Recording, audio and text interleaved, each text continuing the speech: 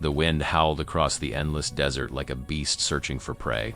Dust swirled in golden circles, wrapping around a woman who stood alone in front of a crooked wooden cabin. Her name was Clara Hale, and the rifle in her hands wasn't just for show, it was her only friend now.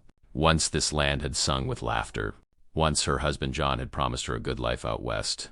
They'd built this small ranch with dreams bigger than the horizon. But the Wild West had its own plans, merciless, unyielding, and cruel.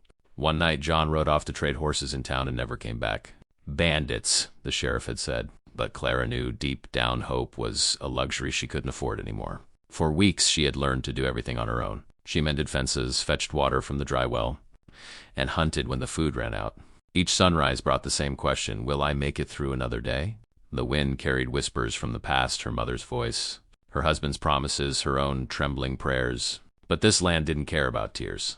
The Wild West respected only one thing, survival. That afternoon the sky darkened. A storm was brewing in the distance, lightning clawing at the mountains like some angry spirit. Clara's horses were restless, their hooves kicking up dust as thunder rolled. She squinted toward the ridge and froze. 3 figures on horseback. Outlaws, maybe. She gripped her rifle tighter, her pulse pounding. No one rode this way anymore, not unless they meant trouble. The memory of John's bloodied hat in the sheriff's hands came rushing back. She swallowed hard. Not today, she whispered. Not again. She moved quickly, her boots sinking into the sand as she barred the door and checked her ammunition. 6 bullets. That was all. The storm raged closer, the wind screaming around her cabin. The horses neighed louder. She peeked through the window and saw them now, 3 riders, faces hidden beneath dust and shadow. They stopped a few yards away, one dismounting slowly. He called out, voice rough as gravel. Ma'am, we're looking for shelter. Ain't here to harm. But Claire had heard that tone before. Polite words carried by wicked men. She didn't answer. She watched as lightning split the sky, illuminating their faces for heartbeat bandanas, rifles and cold eyes that didn't know mercy. Her stomach knotted. She aimed her rifle at the door. The first man took a step closer. Ain't no reason for us to fight, he said. But she could see his hand inching toward his gun. Another crack of lightning. The smell of rain and gunpowder filled the air. She fired. The blast echoed across the plains, mingling with the thunder. The man fell back into the dust, his companions shouting curses. The others fired back, bullets splintering wood and glass. Clara ducked, heart pounding, reloading with trembling fingers. She thought of John, of how he'd taught her to shoot. Aim steady, darlin'. Don't blink. She didn't blink now. Hours seemed to pass in minutes. The storm unleashed its fury, sheets of rain turning the desert into chaos. But Clara didn't stop. Each shot was a promise, to survive, to protect what was hers. One outlaw dropped his gun and ran, disappearing into the dark. The last one charged toward the cabin, screaming like a madman. She waited until he was close enough to see the whites of his eyes, and then she pulled the trigger. Silence followed, just the sound of rain tapping against the cabin roof. When morning came, the storm was gone. The desert stretched wide and golden once again. The cabin still stood, battered but unbroken, just like her. Clara stepped outside, her dress soaked and torn, her hair wild in the wind.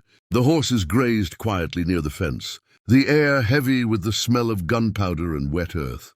She looked down at the fallen men, then toward the mountains where the sun was rising. She had survived the night, alone. For the first time, Clara smiled, not because she was happy, but because she finally understood. Out here, survival wasn't about being fearless. It was about being relentless. The Wild West didn't need permission to break you, but it respected those who refused to bow. She slung the rifle over her shoulder and walked back toward her cabin. Tomorrow she would rebuild the fence. Tomorrow she would start again. Because she wasn't just fighting to live, she was living to prove that strength doesn't always wear spurs and a hat. Sometimes it wears a torn dress and a heart made of steel. And if you've come this far, if you felt Clara's fight in your chest, then don't forget to subscribe to the channel.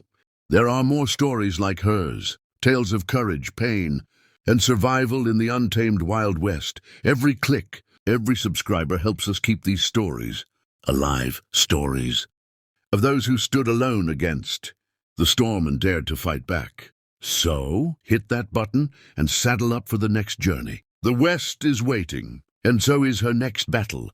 The morning sun rose red, painting the desert with the color of fire and memory. Clara Hale stood by the doorway of her cabin, staring at the horizon where the storm had fled. The silence after the battle felt heavier than the gun in her hands. 3 men had come to take what little she had, and now they lay buried beneath the sand, marked only by wooden crosses and her whispered prayers. She wasn't proud, she was simply alive. Her hands shook as she poured water into a tin cup, the simple act feeling foreign after a night of terror. She wanted to cry, but tears felt wasted out here. Instead, she fed the horses, patched the bullet holes, and loaded her rifle again. The desert didn't pause for grief. It demanded strength every single sunrise.